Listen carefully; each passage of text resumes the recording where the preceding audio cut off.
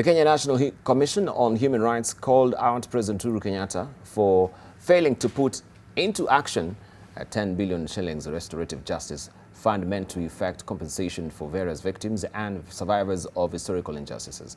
The Commission slammed the President for failing to table the TJRC report. The Commission urged President Kenyatta to tackle these issues in his State of the Nation address happening today. KNCHR expressed concern about Kenya's record on extrajudicial killings, reporting documented cases of extortion, illegal detention, torture, and forced disappearances and killings by the Kenya Police and Defense Forces.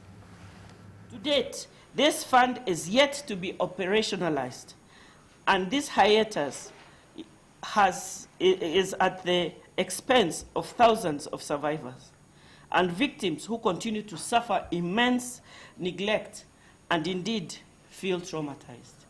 Similarly, in your 2015 address, Your Excellency, you directed members of Parliament to table and discuss the Truth, Justice and Reconciliation Commission report.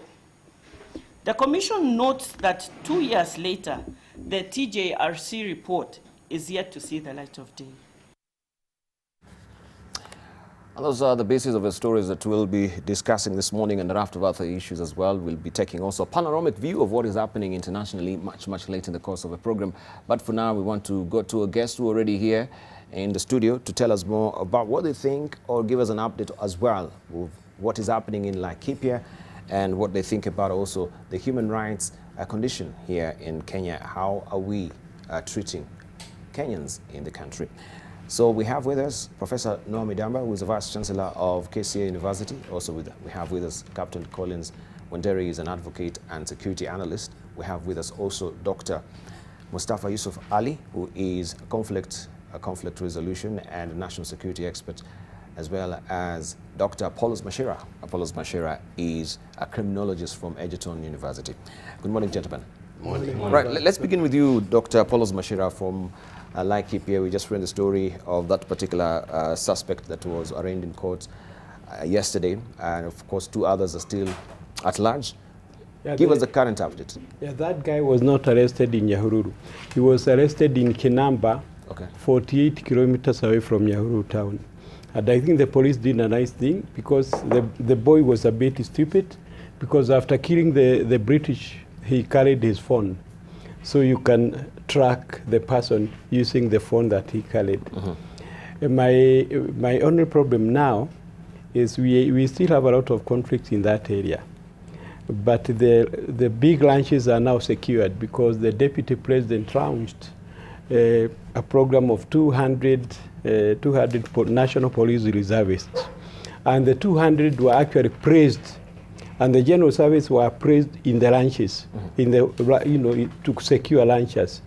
But if we go to Laikipia East, in a place where I was the day before yesterday, in Odinga Hills, boys are sleeping outside because their livestock is continuously being stolen. So there is a lot of insecurity. This week, someone was also killed in far Laikipia West, in a place called Mahoa, Adimiteta, where the insecurity is still very rampant. So what I would like to request the government and the Inspector General is, please, can you praise security in all the corners of the district? Don't concentrate on the ranches. Okay, it was unfortunate one British Kenyan man was killed, but also remember the other people who have been killed, because this week someone was killed in Maua, but you haven't done anything. It appears that a person of British origin is a lot more important than a lot of ordinary Kenyans who are dying every day on the borders of Laikipia. So let us treat people equally. It doesn't matter whether you are British, whether you are Pokot, Turkana, Kikuyu, it doesn't matter. So let us secure the borders of that county, because right now a lot of us are sleeping, are sleeping in the bushes. Our children, our university students, I don't know who will be sleeping in the bushes, because the students are going back to the universities. So is the situation still fluid? Yeah, it is very fluid right now. It is still very fluid. People may try to drive around, but they are insecure. So every place you go, you find people appealing for more assistance from the national security. All right, given today that the President will be addressing Parliament, of course, and addressing the nation, we will be having the State of the Nation address from him. Is it likely the issue of Laikipia, of course this is very speculative, that is going to be raised when he talks about security? Perhaps he might convince, but he might not want us to remember, because this time he's not talking about things that we should remember, things that hurt, things that we should reflect. I'm sure he will talk about successes, but when he talks about security, it's not good. He may talk perhaps to please the international community. Yes. Yes. All right, let's hear from Captain Collins. Debarl, once again, as I keep saying, that the pill that we are prescribing for Laikipia will not necessarily cure the problem that is there. See, the moment you protect the ranchers and their property, what you're saying is that you're entrenching the rights of people who have then acquired subsidiary rights of a land amongst the host community. We're not focusing, as Dr. Apollos is saying, on the local inhabitants, the Kenyans who are the indigenous communities and the true owners of the land. The others simply came and have leases, and they have access to use that land for a certain time. But once you secure their property, you're still leaving the other host communities and the indigenous people to then have to still skirmish over the little resources that are left. And that is why the conflict becomes cyclical, because once you change the avenue from the ranches, you then take it to the marginal regulars where those people are. And we need a lasting solution to this matter. The lasting solution is to look at the issue of ensuring that at all times, even during the dry spell, that there are dams, there are water ponds in that region, and so the communities that depend on livestock for their livelihood do not have to then skirmish and compete for these resources. At the same time, there needs to be a renegotiation even with the ranchers. They may be investors, but at the same time, remember, when you have pastoral communities, nomadic pastoralism means you have to move from one area to another where there is shortage of pasture. And therefore, you must have a situation where we create corridors for these communities, because let us be honest, as much as we want foreign investors to come and invest in our country, we have a cardinal responsibility as a people and a government to ensure that our own people are comfortable and they are well taken care of in their country, because it is our country and it is their country. Thank you. Let's hear from Dr. Mustafa. Yeah, Debarl, first of all, it's very important that law and order is restored in Laikipia. But that's the short-term thing, and that's the easier part of restoration of peace in Laikipia. And that's just basically treating the symptoms, and that can be done over a very short period of time if authorities want to do that. The bigger problem is to address the underlying issues, so that what we saw happening in Laikipia and indeed many other parts of the country do not happen again. The relevant government agencies will need to go back to the drawing boards and then look at the other flashpoints and address those issues. We're already seeing gangs invading homes, even here in Karen, and that is pointed to worse things to come if the authorities are not going to address the issues that are affecting host communities and those who legally own the properties dotting around the country. And still, of course, we read a story, or we just did a story of Baringo unrest as well, where two people died last evening as well. And this is because they say it is an attack by suspected Pokot bandits on Mukitani ward in Baringo South. You hail from Baringo yourself. Where are you also privy to this particular information? I just saw that on the press, actually, as reported by the Nation. But again, this is a problem that has been there actually since independence. And the challenge is that successive administrations have not tried to look at the root causes of what's ailing some of the communities in Baringo, in West Pokot, Samburu, and Turkana. And unless these challenges are addressed, Debarl, it's going to be very difficult to say that such kind of incidences are not going to happen again. And I think it is within the means of the local communities, the national government, to actually address these issues once and for all. Right. Professor Noah Midamba. Debarl, my colleagues here, right? They have tackled the short-term solution and also the long-term. Debarl, we need to invest 10% of our GNP, gross national product, on agriculture and livestock, such that eventually we not only change the mindset of the people in Pokot, Laikipia, Baringo, all these kind of things, so that they have their livelihood. And we need to spend about 20% of our GNP on education. Yes. In order to change the mindset of the people and give them the capacity to be able to think rationally. I think that in security, we talk about the soft power and the hard power. The brute force can help contain a situation, but will not help with the long term. This kind of thing happened before, and is going to continue unless we look at it from a longer term standpoint. So the county government need to spend 10% of their income on agriculture. The national government need to do that in order to reinforce and change. The farmers who are there, both white and of course there are also black folks who are there, fence their properties very well. They have boreholes, they have grass. The people outside are dying. And when you are dying and you need water, nothing will stop you. And so we cannot have that kind of situation. And, you know, a particular Polo talk about the British Kenyan and the white Kenyan and the black. They should not be white Kenyan, British Kenyan. Whoever has decided to live here with us, live like everybody else and be treated like everybody else. All right, thank you. All right, let's drill deep and also look at the conference that was launched yesterday. Not really launched, but yes, was opened yesterday at Multimedia University, the National Cohesion and Integration Commission.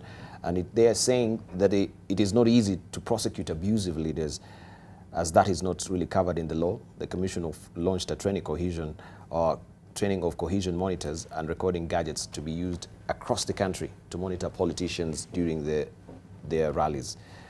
Is this coming late in the day? First of all, why should they come up with this particular excuse that they cannot actually prosecute abusive leaders, because this is not really covered in the law? We've been having this debate for the last 5 years. Right? Let's begin with you, Dr. Apollos Machira. You know, Kaparo and Linda Oshel have been here many times. Before?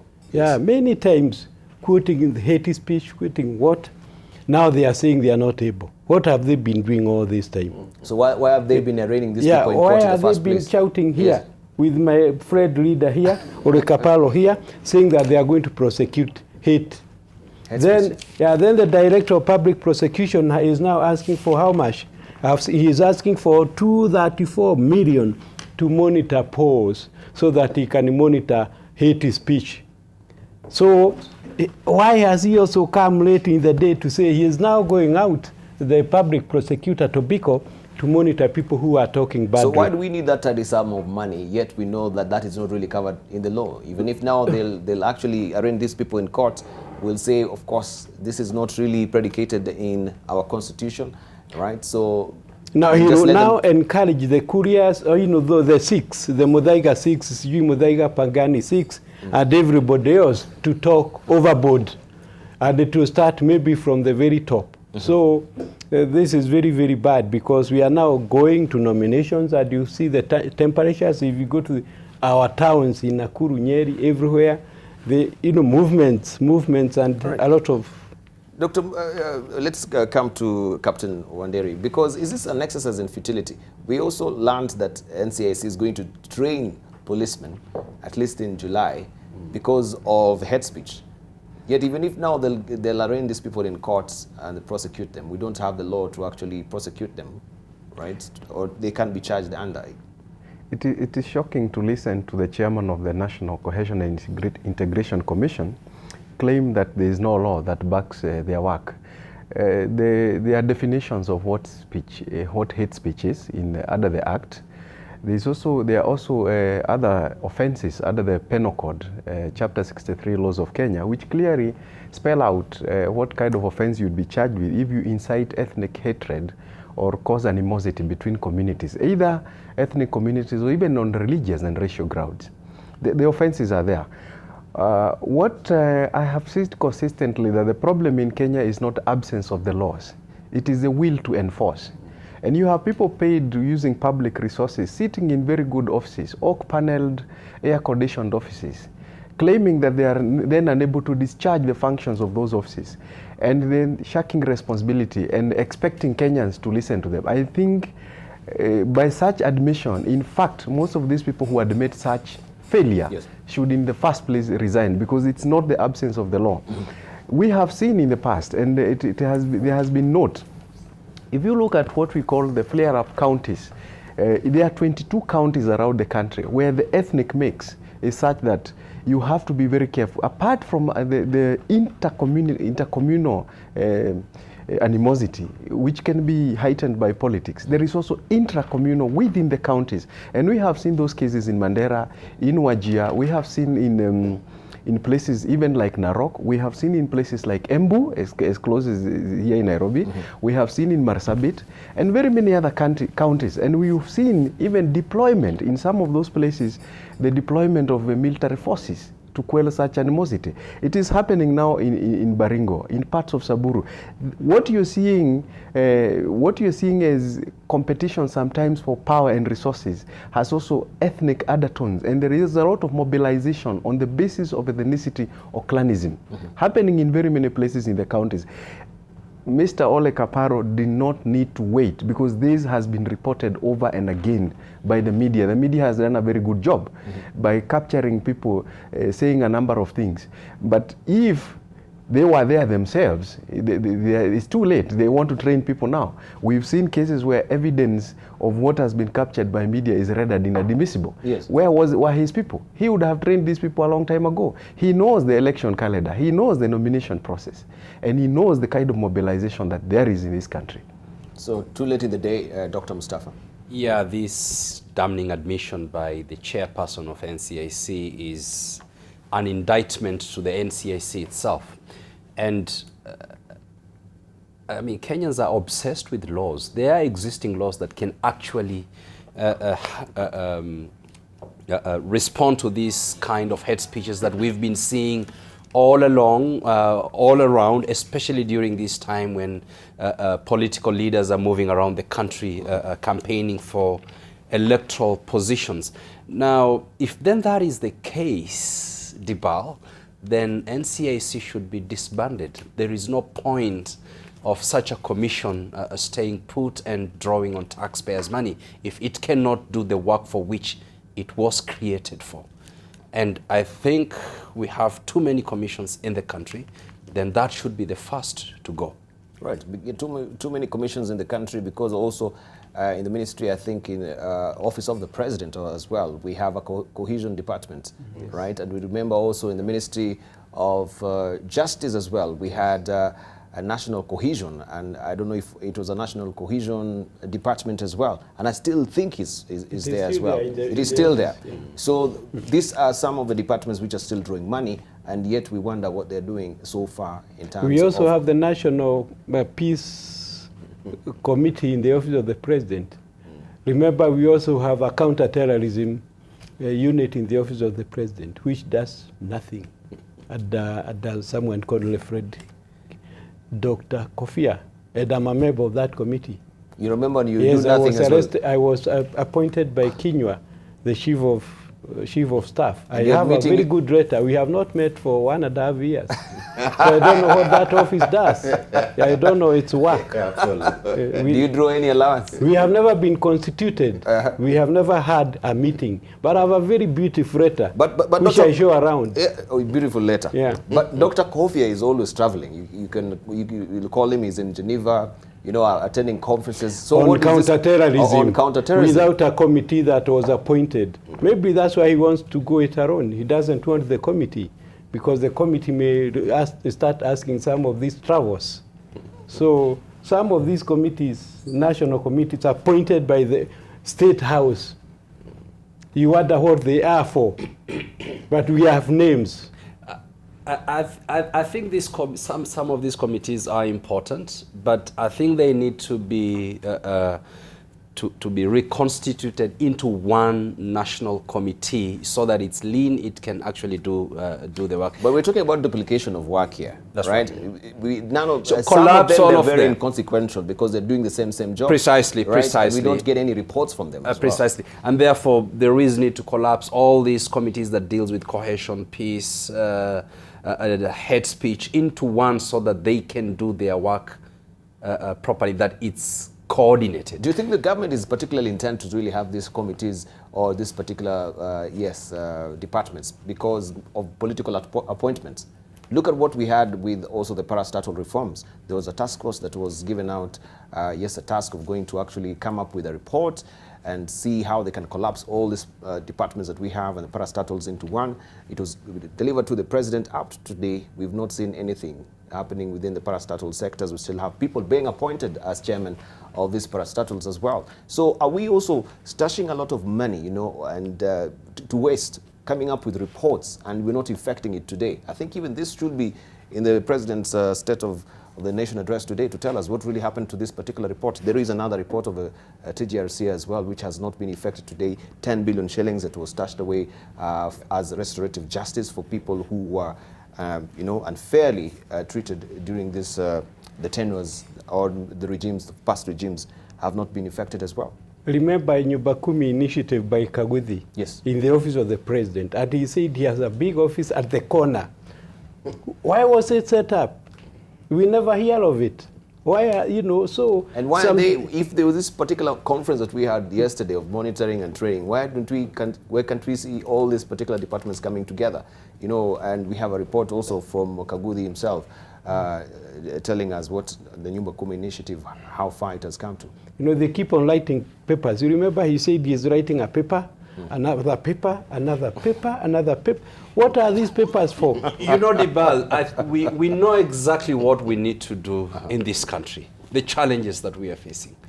The problem is the political will to actually carry out these reforms. Some of these reforms will need to be very painful, or rather will be painful. Yes. And the problem of the tribal entrepreneurs, the ethnic entrepreneurs in this country, even the parastatal reforms that you're talking about, the reason why it's not carried out is that people are moving around and saying, my community needs to be in that board, my community needs to be in that board. And perhaps the president needs to stop listening to these kind of arguments about my community and that community and this community. But doing that and will be actually putting his professionals political career on the chopping board as well. Well, that's right? It's all the for political that's expediency. the problem. It might even affect his re-election, and this is why perhaps if he is re-elected, I think he just needs to clean the house completely. Otherwise, Kenya is just going to sink. All right, Professor Noah Midamba. Debarl, I once served as a chair of the expert committee of national value.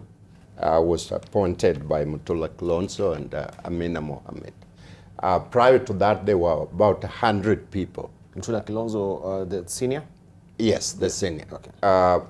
There were about 100 people that were assembled together to form a committee on national value.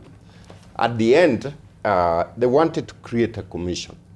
And I remember I'm one of the 4 people who voted against the commission because I asked very pertinent question.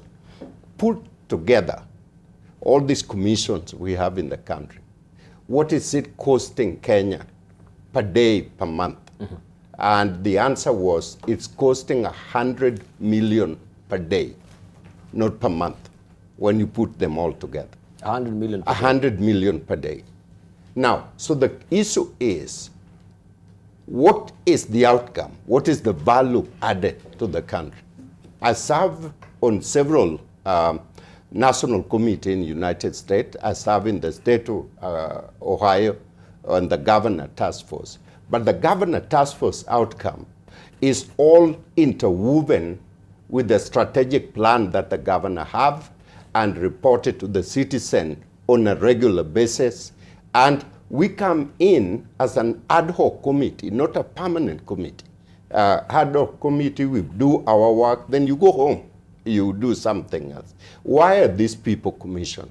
Why do these people have allotted cars? Why are these people traveling all over the place? What is the value that Kenya have? Kenyans have to wake up and demand a change on the structure. These are political cronies who have very little knowledge about, you know, I must say, very little knowledge about what they're talking about. And therefore, you get what you sow. But whatever comes in, comes out. That's what is happening. All right, thank you. So we have to change our minds. All right.